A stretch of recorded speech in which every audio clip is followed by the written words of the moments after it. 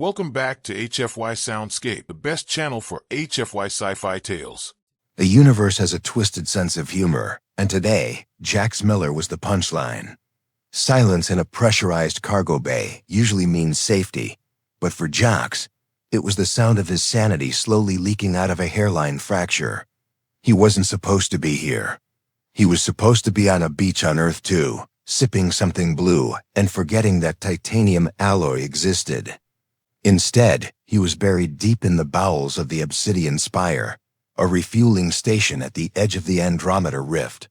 His eyes were bloodshot, his hands were stained with industrial grease that refused to wash off, and his internal clock had stopped making sense 3 shifts ago. Every joint in his body protested as he wrestled a heavy-duty thermal crate into its magnetic lock. The station's automated voice droned in his ear, reminding him to take a mandatory rest cycle. Jax spat at the floor. Rest was for people who didn't have a mountain of debt and a captain who viewed human rights as a suggestion. He was operating on nothing but pure, unadulterated spite and the kind of caffeine that could restart a dead star. His vision was tunneling. The world felt thin, like parchment paper about to tear. That's when it happened. In the hazy periphery of his exhaustion, a figure moved. They were walking with a stride that didn't belong in a grease-choked hangar, smooth, rhythmic, and impossibly elegant. Jax didn't look up. He didn't have the energy to check if it was a supervisor or another overworked mechanic. He just saw the back of a pristine, form-fitting flight suit disappearing around the corner of a massive freighter. Without a single thought passing through the filter of his brain, Jax leaned against his exoloader and let out a long, weary sigh. "Nice ass," he muttered. The words weren't meant for anyone. They were a throwaway comment, a tired observation whispered into the void of a 16-hour shift. He expected the words to be swallowed by the hum of the ventilation system. He expected to go back to his manifest and eventually crawl into his bunk. He was wrong. The figure stopped dead. The air in the bay suddenly felt like it had been sucked out into the vacuum of space. The temperature seemed to drop 20 degrees in a heartbeat. Slowly, with a terrifying, predator-like grace, the figure turned around. Jax finally looked up, his heart skipping a beat as his eyes adjusted. This wasn't a mechanic. This wasn't even a high-ranking officer. Standing there, draped in the unmistakable regalia of the Valeria's empire, was a woman whose face was plastered on every propaganda screen from here to the core. It was Empress Elara, the woman who had conquered 3 star systems before her 25th birthday. The woman known as the Iron Sun. Jax felt the blood drain from his face so fast he thought he might faint. He was a dead man. No, death would be too kind. He was about to be turned into stardust for a stray comment he barely remembered making. The Empress didn't scream. She didn't call for the guards. She simply stared at him with eyes that looked like cold, dying stars. "Hold on before we get into the real stuff, I want to know. What are you doing at this exact moment while hearing my voice? I love seeing your answers down below in the comments." The Empress took a step toward him, then another. The clicking of her boots on the metal grating sounded like a countdown clock. She stopped inches from him, her presence so overwhelming that Jax could smell the scent of ozone and rare perfumes. She leaned in close, her voice a low, dangerous purr that vibrated in his chest. "Say it again," she whispered. Jax's mouth went dry. He couldn't breathe, he couldn't move. He had just insulted the most powerful being in the quadrant, and she wanted a repeat performance. The silence that followed was heavy, the kind of silence that precedes a supernova. Jax's heart hammered against his ribs like a trapped bird.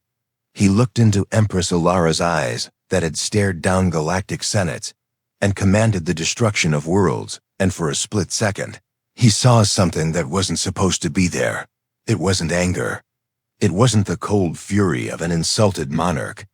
It was a terrifying, razor-sharp curiosity. I'm sorry, Your Majesty," Jax stammered, his voice cracking like dry wood.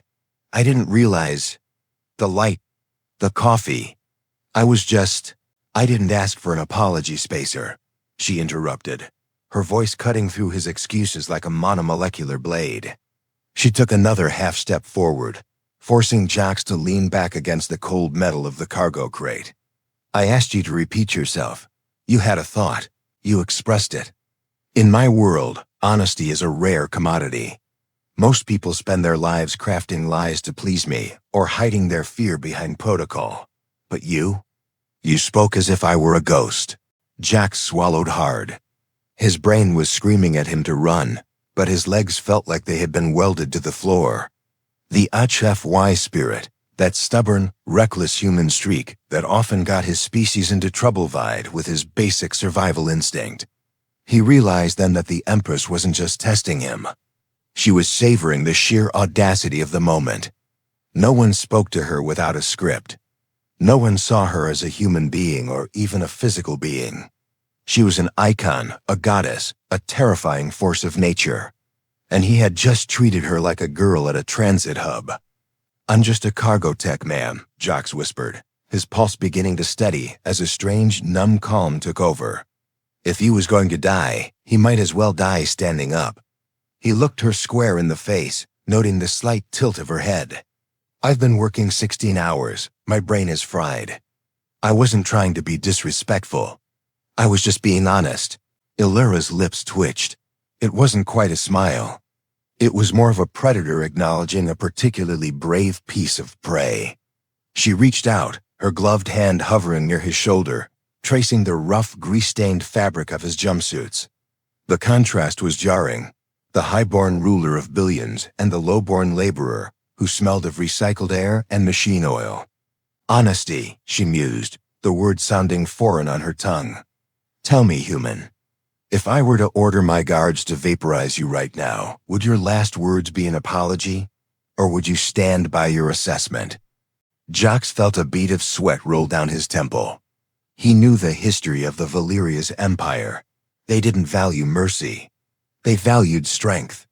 If he cowered now, he was useless to her, a boring bug to be crushed.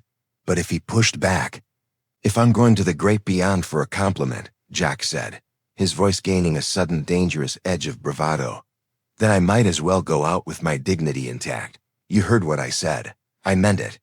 You can kill me for it, but it won't make it any less true." The Empress froze. The air in the hangar seemed to crackle with static. Jax held his breath, certain that this was the moment the hidden snipers or the personal cloaking guards would end his existence. He watched her eyes, searching for the spark of execution. Instead, he saw a flash of something else: amusement. She leaned in even closer, her lips inches from his ear. The heat radiating from her was intense, a reminder that she wasn't just a political figure, but a warrior queen trained in the harshest environments of the galaxy.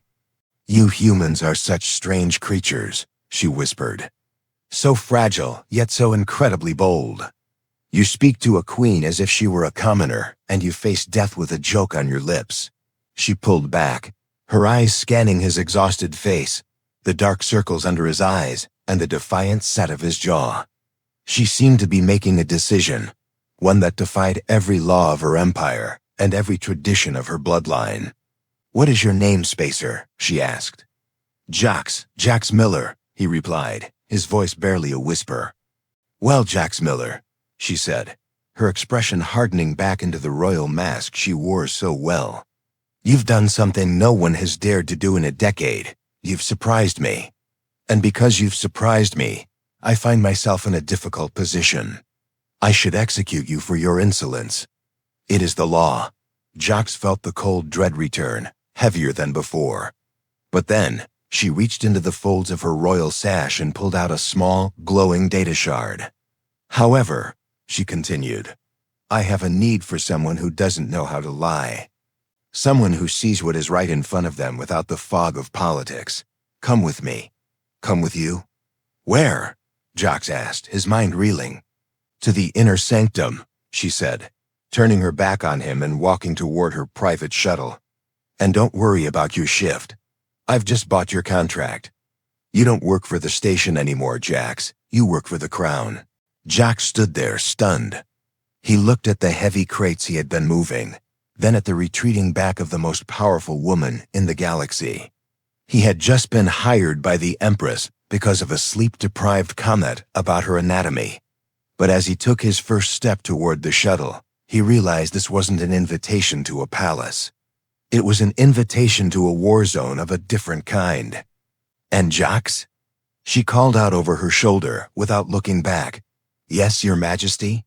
If you ever call me ma'am again, I'll have your tongue. But as for your previous comment," she paused, a dark, playful glint in her eyes. "Keep that level of honesty. You're going to need it where we're going." As the shuttle doors hissed open, Jax realized he wasn't just leaving his job. He was leaving his species behind. But the real question wasn't why she had spared him. It was what she was planning to use him for. Walking into the Empress's private shuttle was like stepping into a different dimension.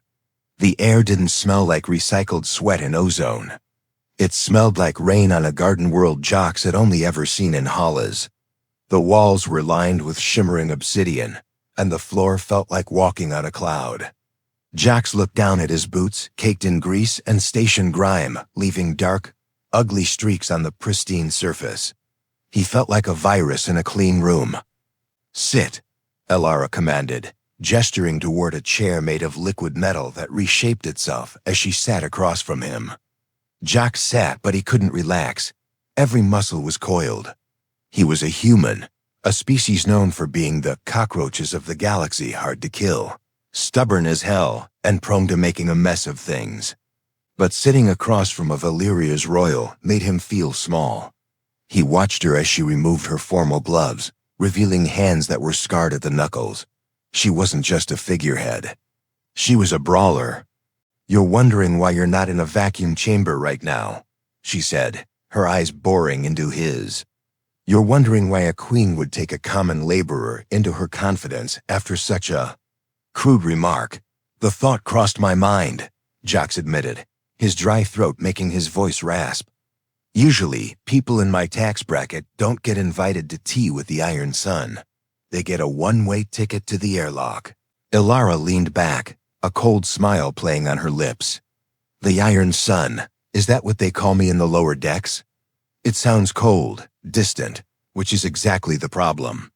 My advisors, my generals, even my handmaidens, they treat me like a monument.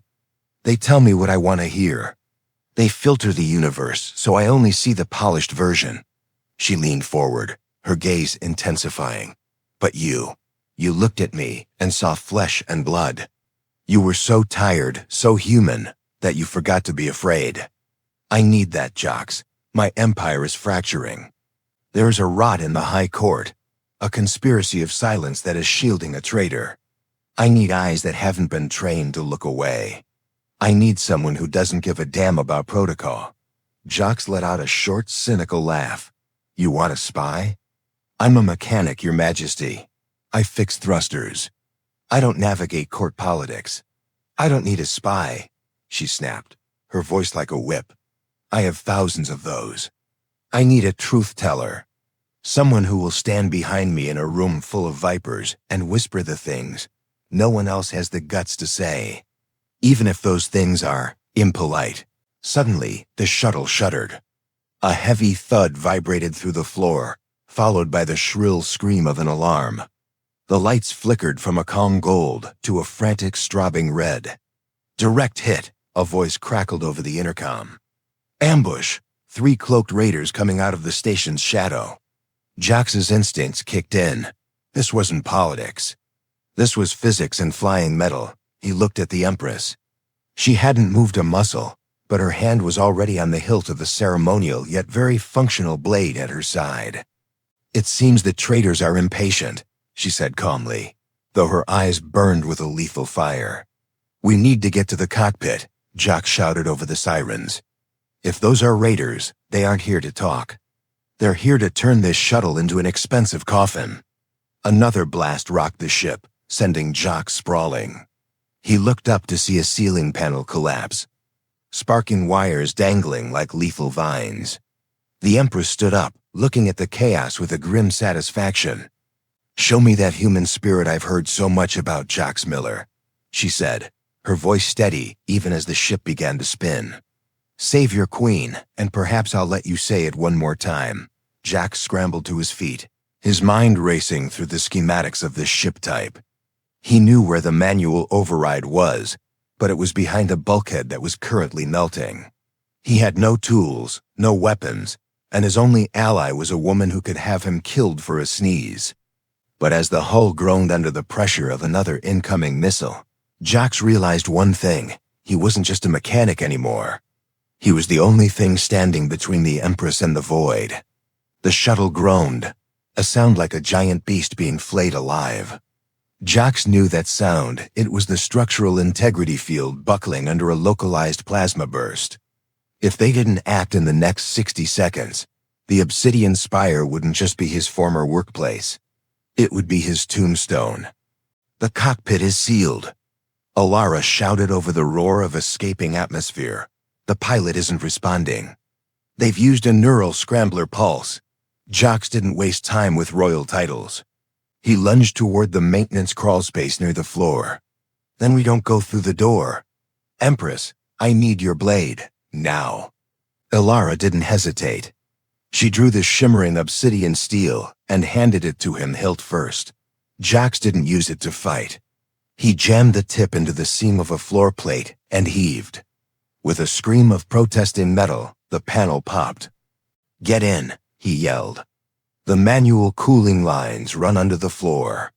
If I can bypass the primary relay, I can trigger the emergency flares and give us a window to jump to light speed. The Empress dropped into the cramped, dark space beside him. It was a tight fit, too tight. The proximity was staggering. Jax could feel the heat radiating from her body, the sharp scent of her perfume clashing with the metallic tang of blood and ozone. For a second, their eyes met in the red strobe of the emergency lights. The goddess of the Valeria's empire was covered in soot, her hair disheveled, looking more human than she ever had on a viewscreen. You're taking orders from a grease monkey now, Jax grunted, ripping a handful of wires from a junction box. Just fix the ship, human, she hissed, though there was no malice in it. Or I'll ensure your afterlife is spent moving crates. Jax's fingers moved with a frantic, practiced grace. This was the Fei ability to take a pile of broken junk and make it scream for more. He stripped 2 high-voltage lines with his bare teeth, ignoring the electric sting that charred his tongue. He twisted the copper together. Outside, the raiders closed in, their cannons glowing for the killing blow. Hold on to something, Jax screamed. He slammed the wires into the emergency thruster port. A massive surge of power ripped through the shuttle. The ship didn't just move. It jerked sideways with a violent bone-snapping force. The sudden acceleration pinned him both against the bulkhead. Jax felt Elara's weight slam into him, her arms instinctively wrapping around his neck to keep from being thrown into the gears. The shuttle's internal sensors shrieked as they dumped a cloud of burning magnesium flares directly into the path of the Raider missiles. The explosions rocked the ship, but they were still intact. The cloaked ships, blinded by the heat signature, overshot their target. We're clear. Jax gasped, his chest heaving as the artificial gravity stabilized. He realized then that he was still holding the Empress. She was pressed against him, her heart racing as fast as his. For the second time that day, he had crossed a line that should have been uncrossable. He was a low-born human, and he was currently cradling the ruler of the stars in a dark, dirty maintenance tunnel. Slowly, she pulled back, her eyes wide and dark. She looked down at his hands burned, bleeding, yet steady. You saved us, she whispered, the shock finally cracking her regal mask. I saved myself, Jax countered, though they both knew it was a lie. You just happened to be in the same boat. The Empress stood up, smoothing her ruined tunic, her gaze lingering on Jax, with an intensity that made his skin crawl. The pilot is dead or compromised. The raiders will regroup. We can't go back to the station, and we can't call for the fleet. We don't know who to trust. She looked at the small, glowing data shard she had shown him earlier. We are alone, Jax Miller. A queen and a mechanic against an empire of shadows. Jax climbed out of the crawlspace, wiping blood from his lip. Well, he said, giving her a lopsided, weary grin. I've always been better at fixing things when they're completely broken. Good, Elara said, her voice regaining its iron edge. Because the galaxy is about to fall apart, and I think you're the only one who can see the cracks. She stepped toward the cockpit, but stopped at the threshold. She looked back at him, her expression unreadable. Jax? Yeah? Don't ever mention the crawl space to anyone. If the court hears I was hiding in the floor with a human, they might actually find a reason to like me. Jax watched her go, a million questions racing through his mind. He had started the day as a nobody. Now he was the primary protector of a woman who was being hunted by her own people. But as he looked at the obsidian blade she had left in his hand, he realized the biggest danger wasn't the raiders outside. It was the growing realization that the Empress wasn't just a ruler. She was a woman who was tired of being alone. The cockpit was a graveyard. The pilot lay slumped over the controls, a victim of the neural scrambler, while the co-pilot's seat was empty. The traitor had clearly exited via an escape pod before the first shot was fired. Jax shoved the body aside with a grimace, sliding into the pilot's seat. The interface was Valeria's standard, a complex web of haptic light and thought-responsive crystals. To any other human, it would be a puzzle. To Jax, it was just another machine that needed a firm hand. They're coming around for a second pass, Jax muttered, his eyes scanning the long-range scanners. 3 blips. They've dropped their cloaks to divert power to their engines. They're hungry. Elara stood behind him, her hand resting on the back of his chair. Her presence was like a physical weight, a constant reminder of the stakes. The obsidian spire is compromised. If we try to dock, they'll have a firing squad waiting. We need to disappear, Jax. Disappear where? Jax asked, his fingers dancing across the console. This is a royal shuttle. It's got a transponder that screams, I am important to every satellite in the sector. Then kill it, she commanded. Jax blinked. You want me to cut the royal beacon? That's treason.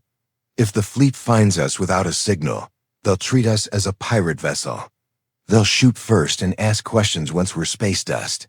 The fleet is currently being led by Admiral Vane, Elara said, her voice dropping to a dangerous whisper. The same man who suggested I visit this station today.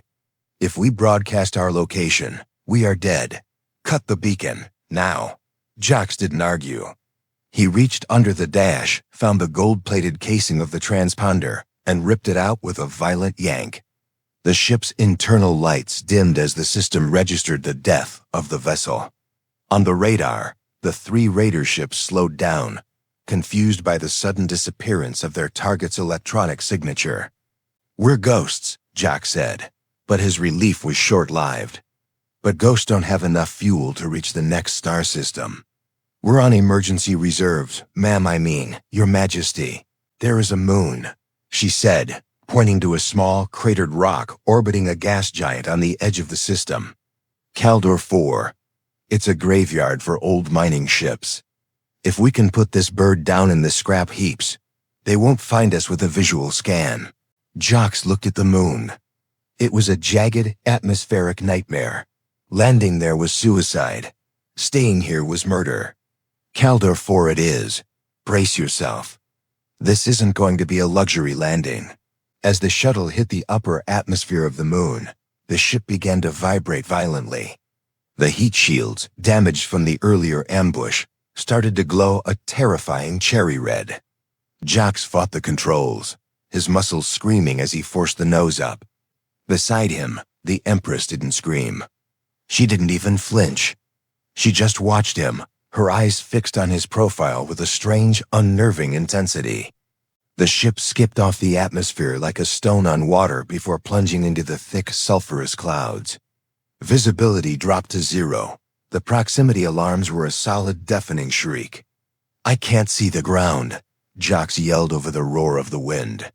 Trust your instincts, human, Elara shouted back. The same instincts that told you I had a nice ass. Jax actually laughed. It was a manic, desperate sound. If we survive this, you're never letting me live that down, are you? Never, she replied. With a bone-jarring thud, the shuttle hit the surface. They skidded across miles of rusted metal and frozen dust, the sound of tearing hull plates filling the cabin. Finally, with one last agonizing lurch, the ship came to a halt, tilted at a precarious 45-degree angle. Silence returned.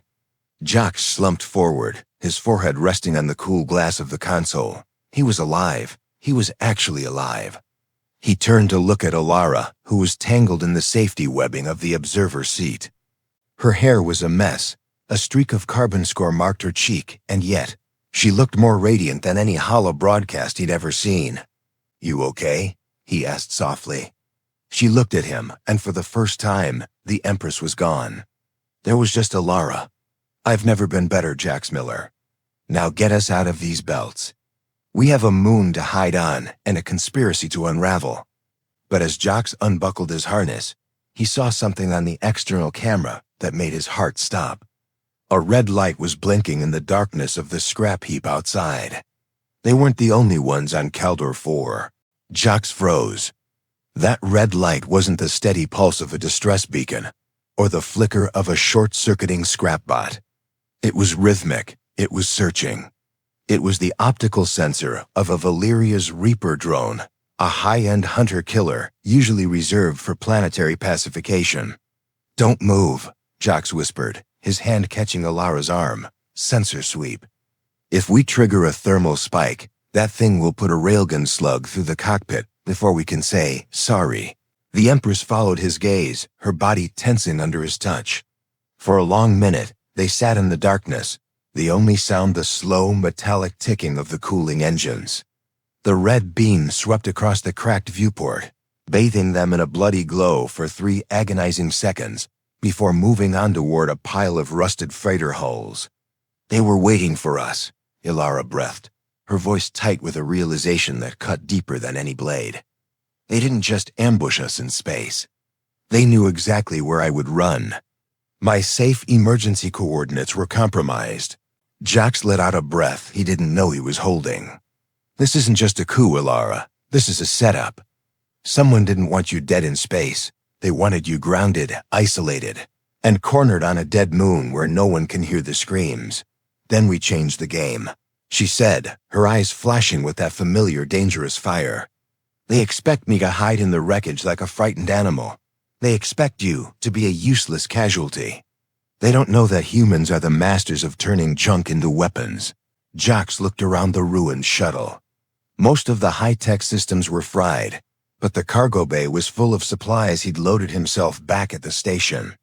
He felt that spark of HFY ingenuity, the hold-my-beer energy that had made humans the most unpredictable species in the galaxy. "I need 30 minutes, Jax said, a grim smile spreading across his face. "I can't fix the flight engines, but I can cannibalize the power cells from the galley and the life support. If I can rig a directional EMP from the shuttle's communications dish, we can fry that drone's brain." "And then?" she asked. "Then we steal its transmitter," Jax replied. "If it's a Reaper, it's slave to a command hub. If I can hack into that hub, I can see who's pulling the strings. But I'll need a distraction. That drone is fast, and I need to get underneath it to plant the charge." Elara stood up, reaching for the obsidian blade she had reclaimed. She looked at the ruined finery of her royal attire and, without a second thought, ripped away the trailing silk of her cape, leaving her in a streamlined, tactical undersuit. "I'll be your distraction," she said. "Whoa, hold on," Jax protested. "You're the Empress. You stay in the don't-get-shot zone. I'm the expendable one, remember?" She stepped into his personal space, her hand resting firmly on his chest. "Jax, you are many things. A mechanic, a rogue, a man with a questionable vocabulary, but you are not expendable. Not to me, not anymore. Besides," she added with a sharp, wolfish grin, "I spent 6 years in the Valeria's Combat Academy. I can outrun a drone, can you?" Jax looked at his bruised ribs and grease-stained boots. "Fair point. But if you die, I'm definitely getting blamed for it in the history books. Then make sure I don't die," she commanded, working with a frantic, silent efficiency. Jax tore into the ship's guts. He used a heating element from a food prep unit and a handful of copper wiring to create a crude but powerful electromagnetic pulse device. It looked like a pile of trash, but in the right hands, it was a localized lightning bolt. They moved to the airlock, the heavy door hissing open to the freezing, sulfur-choked air of Kuldor 4. The moon was a jagged landscape of shadows and silver light. "On my mark," Jax whispered. Elara didn't wait.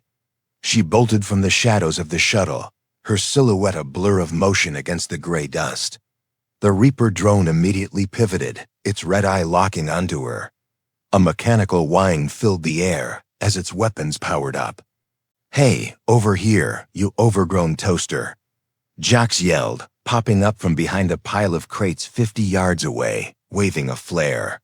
The drone hesitated, its logic circuits momentarily caught between two targets. That half-second was all Elara needed. She leaped over a rusted girder, her blade flashing in the moonlight, drawing the drone's fire away from the shuttle's sensitive core. Jax sprinted. His lungs burned in the thin air, but he didn't stop. He slid through the dust, coming to a halt directly beneath the hovering drone. He reached up, his fingers trembling, and slapped the aim-eep device onto its underside. "Clear!" He screamed. The drone turned its primary cannon toward his head.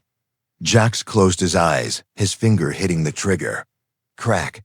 A blue wave of energy erupted, followed by the sound of popping circuits. The drone slumped, its red eye fading to a dull gray, and crashed into the dust inches from Jax's feet. Elara was beside him in an instant, helping him up. "Nice shot, Spacer." Jax didn't answer. He was already prying the drone's head open. He pulled out a glowing purple module, the command link. He plugged his handheld manifest pad into it, and his face went pale as the data began to scroll. "What is it?" Elara asked, sensing the shift in his mood. "The drone wasn't sent by Admiral Vane," Jax whispered, showing her the screen. "The authorization code. It's your sister's, Elara. Princess Vespera is the one who ordered the hit." The silence that followed was colder than the moon's atmosphere. The Empress stared at the screen, her world tilting once again. But before she could speak, a new sound echoed across the scrap heaps. A heavy, rhythmic thud. Walking. Jax looked up. Coming out of the fog was something much larger than a drone. It was a Valeria's siege mech, and its pilot was already laughing over the external speakers. The siege mech loomed out of the sulphurous mist like a titan of old, its hydraulic joints hissing with every heavy stride. It was a 20-foot-tall suit of walking devastation, designed to level cities, and it was currently standing 50 yards away from a mechanic with a wrench and an empress with a broken heart. "Vespera," Elara whispered, the name tasting like poison. She was always the more ambitious one. But to sell out the bloodline to the Shadow Syndicates, that's not just a coup. That's an extinction event for our house. The mech's external speakers crackled, a distorted, arrogant voice booming across the scrap heap. "Empress, or should I say, little sister, you always had a flair for the dramatic, hiding among the trash, but the iron sun is setting. Vespera sends her regards and a very large pile of credits to me for ensuring you never leave this moon." Jax felt the vibration of the mech's weapon systems powering up a twin-linked, rotary autocannon and a shoulder-mounted missile pod. "We need to go, now," he hissed, grabbing Elara by the shoulder and diving behind a massive rusted engine block of a decommissioned freighter. Brat-tat. The engine block rang like a bell as heavy slugs tore into the other side, sending sparks and shrapnel flying over their heads. "We can't outrun that thing, Jax," Elara said, her voice eerily calm as she checked the edge of her blade. "And we can't hide. It has thermal sensors that can see through a meter of lead." "The sensors." Jax's eyes widened. "The drone. Give me the Reaper's head." He scrambled to the downed drone, grabbing the fried sensor array. He didn't have time for a clean hack. He needed the human specialty, the dirty fix. He ripped the power cell from his manifest pad and shoved it into the drone's optical port, forcing a feedback loop. "What are you doing?" Elara asked, ducking as a missile exploded nearby, raining down hot metal. I'm making a flare. Jax yelled. The mech's AI is slave to high-sensitivity thermal and UV. If I can overload this sensor and toss it into that pool of leaked coolant over there, it'll create a massive ghost image on his HUD. He'll think there are 10 of us. Jax didn't wait for permission. He primed the surging battery, waited for the drone's eye to start glowing a violent strobing white, and hurled it 30 yards to their left. As it hit the chemical pool, a blinding flash of light and heat erupted. The mech's head snapped toward the false signal, its autocannon shredding the empty air where the sensor had landed. Now, Jax screamed. They didn't run away. Jax knew that in a fight against a mech, distance was the enemy.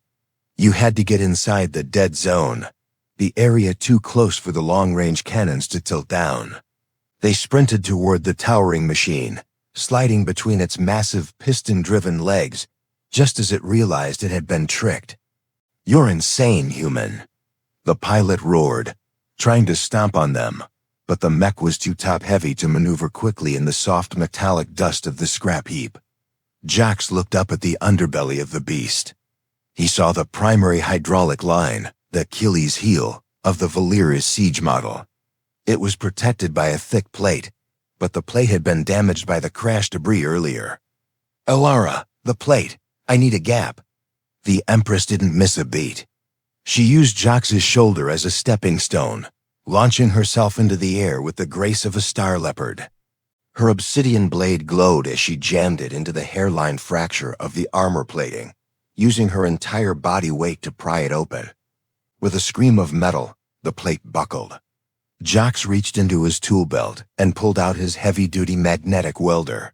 He didn't use it to weld. He set it to reverse polarity and jammed it directly into the exposed hydraulic fluid. Say goodbye to your legs, pal, Jax grunted. The welder pulsed. The pressurized fluid instantly turned to steam. The mech's left leg gave way with a thunderous groan of failing steel. The massive machine tilted, its weight shifting violently, before it crashed sideways into a pile of rusted girders. The impact was earth-shaking. Dust billowed up, masking the area. Jax and Elara stood over the fallen giant, panting, covered in gray soot and grime. The pilot's hatch hissed open, a dazed mercenary crawling out, only to find the tip of a royal blade at his throat. Where is the princess? Elara asked, her voice as cold as the void. The mercenary looked at her, then at Jax, the dirty, sweating human, who had just helped bring down a multi-million credit war machine with a welder. She's at the coronation. The High Council thinks you're dead. She's being crowned in 4 hours. Elara looked at Jax. The exhaustion was there, but it was being burned away by a new, singular purpose. 4 hours, Jax muttered, wiping grease from his forehead. That's not enough time to fix a shuttle, even for me. We don't need this shuttle, Elara said, looking at the fallen mech. It has a long-range subspace burst transmitter in the cockpit. If we can't get to the coronation, we'll bring the truth to the coronation. But as Jax climbed into the mech's cockpit to start the transmission, his heart sank.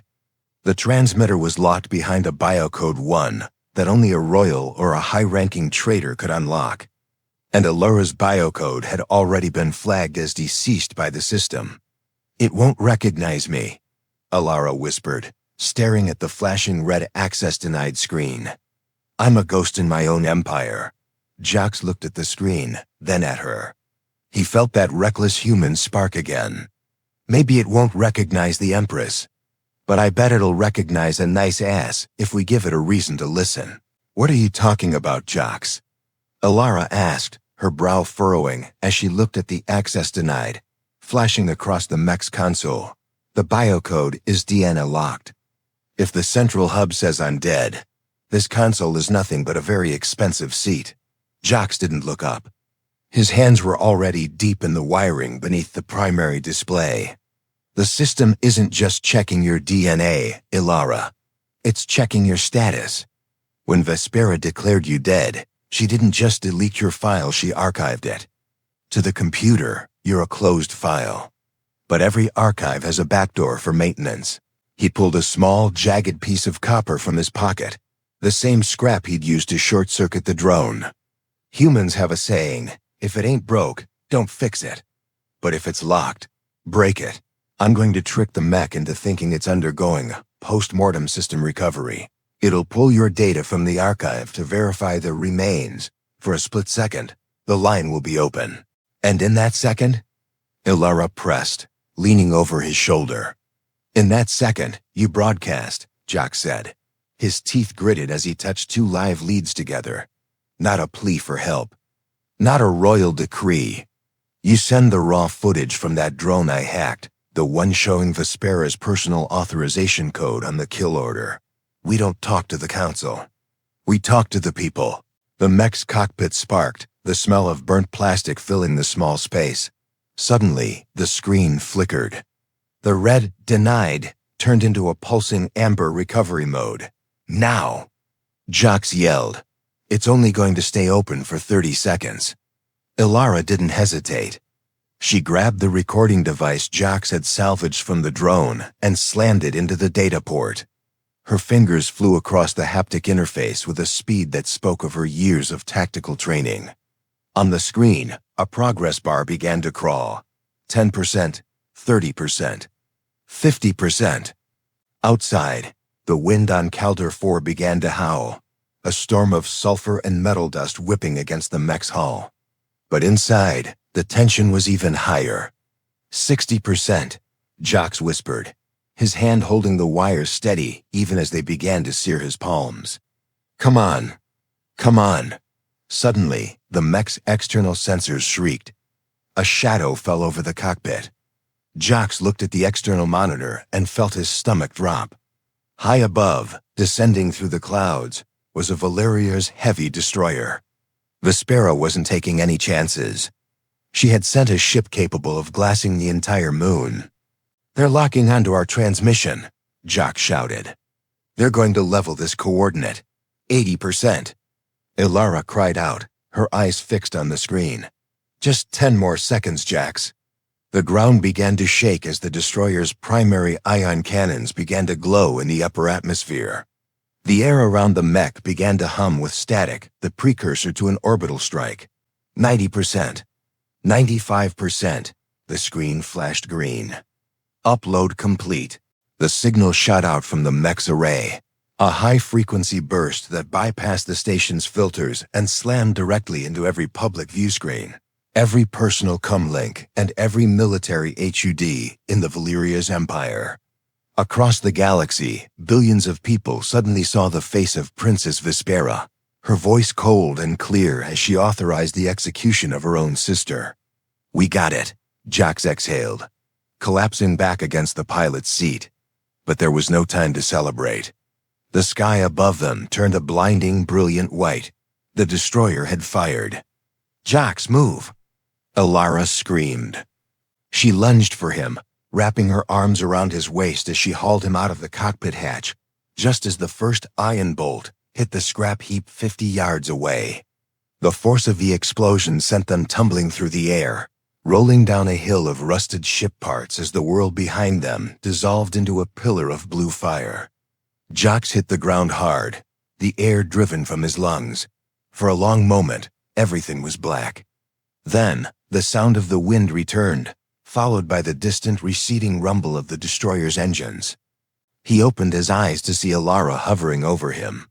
She was bleeding from a cut on her forehead, and her regal undersuit was scorched, but she was smiling a fierce, triumphant grin.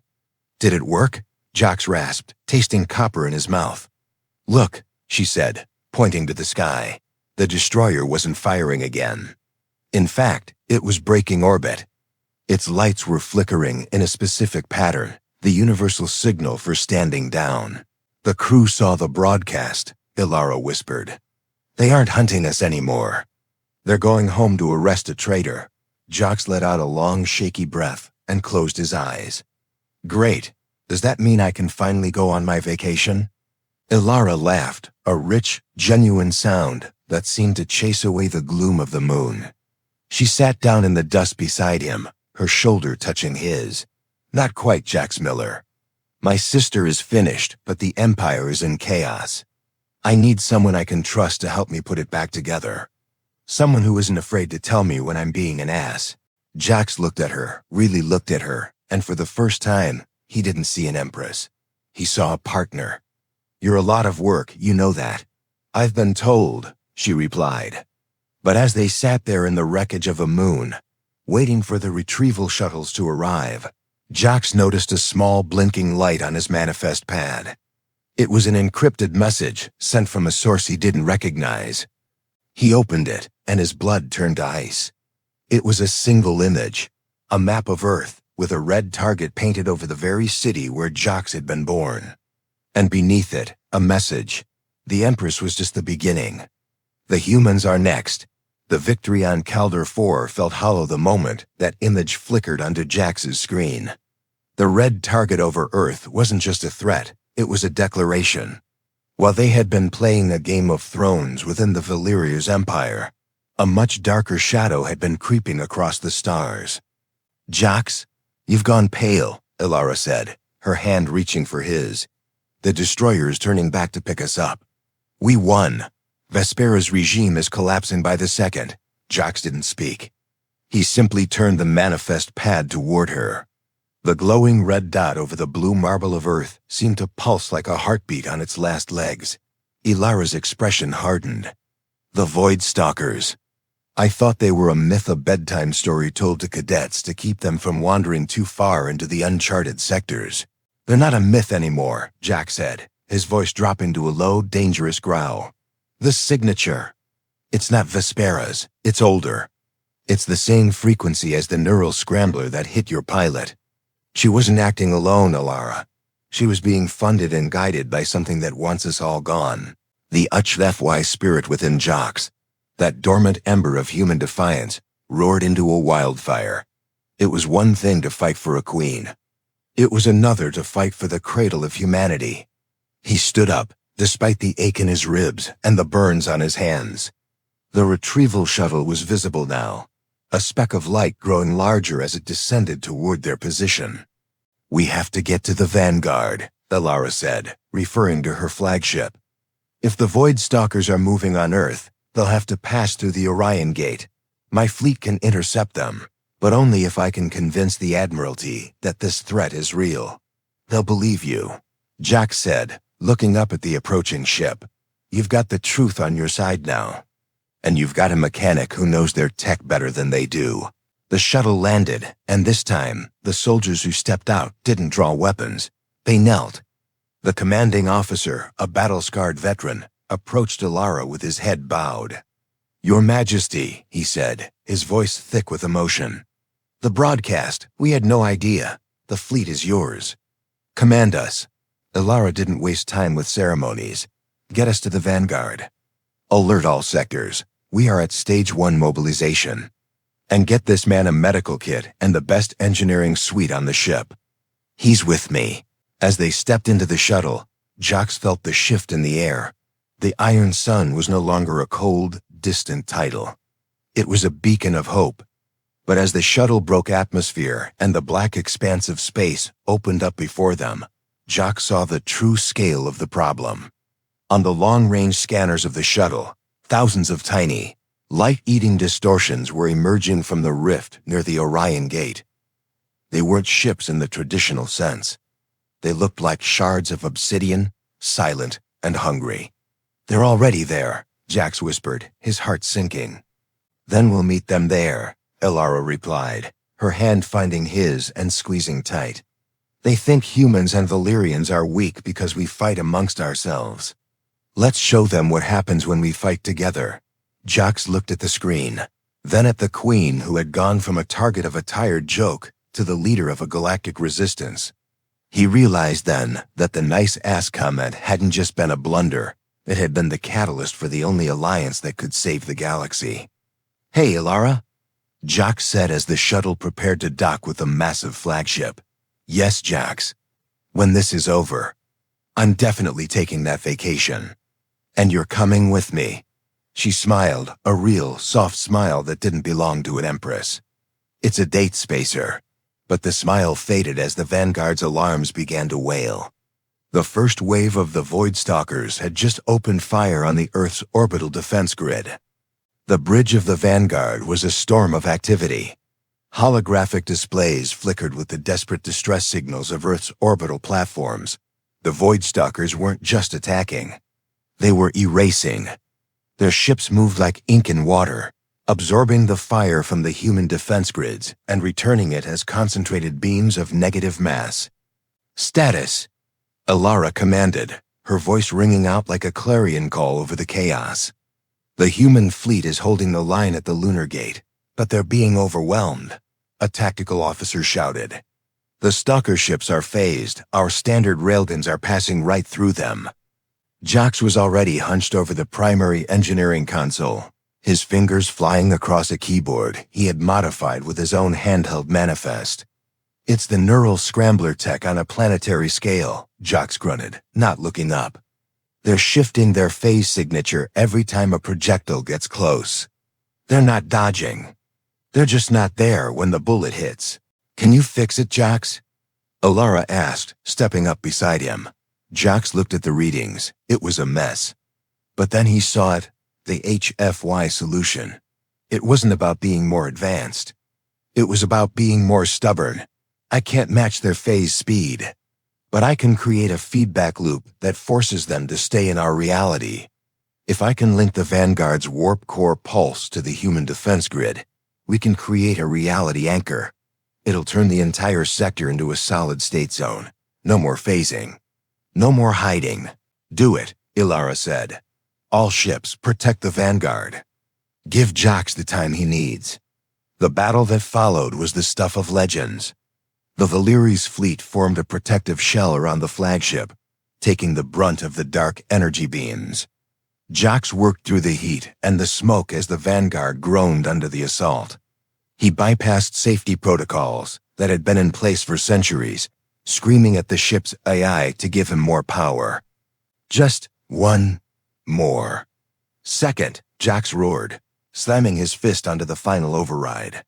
A ripple of white light exploded from the Vanguard, expanding across the system like a physical wave.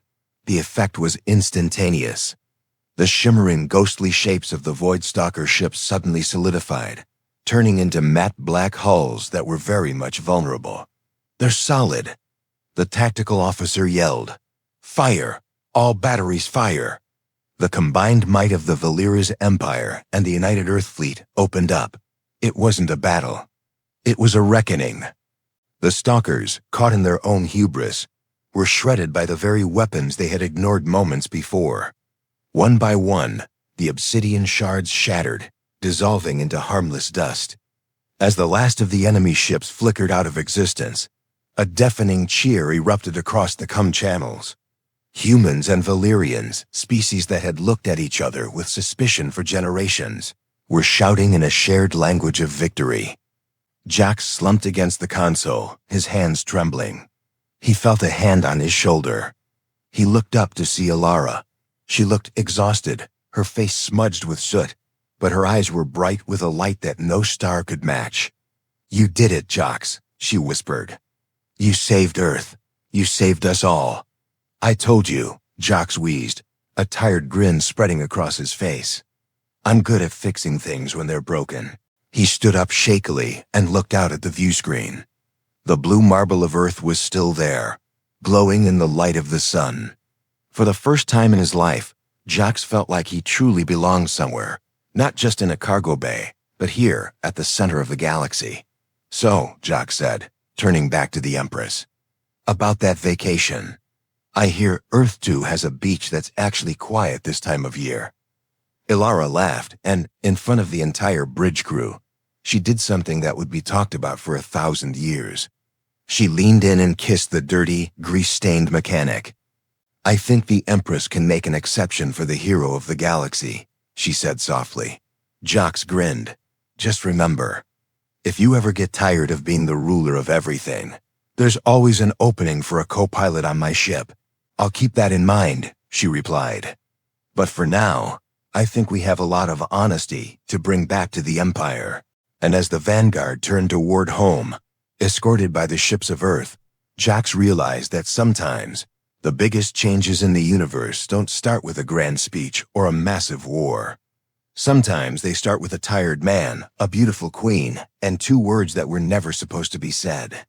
If you enjoyed this journey from the grease pits to the throne, make sure to hit that like button and share this video with your fellow explorers. Don't forget to subscribe to HFY Soundscape for more epic tales of human grit and galactic adventure. Until next time, stay bold, stay honest, and keep reaching for the stars.